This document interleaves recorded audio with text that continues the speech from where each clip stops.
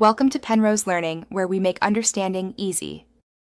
You begin by installing and enabling the two-step ignition. This holds engine RPM at preset limit so you can stage consistently. Once done, set the two-step RPM between 4, 500 and 6, 500 depending on turbo and power, and make sure you have manual transmission and a mapped clutch key. Also choose sticky tires and reduce unnecessary weight. This improves traction. Now practice holding the rev limiter while pressing the brake, because consistent RPM is the foundation of a repeatable launch. Next, you tune the drivetrain and engine so the two-step produces a usable, controllable launch. Start by shortening first gear and tweaking final drive to reduce wheel spin at the limiter. This gives you better bite off the line. Then adjust ignition, timing, and fuel.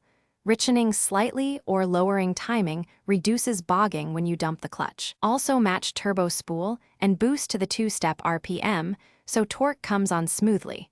Practice runs will reveal if you need more or less boost for consistency.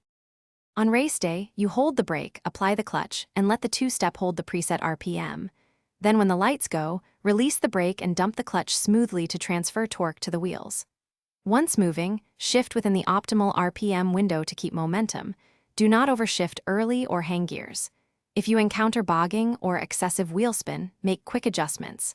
Lower the two-step RPM, reduce launch torque, or tweak tire pressure. This single tip fixes most start problems. Thanks for watching. If this was helpful, leave a like and consider subscribing. See you next time.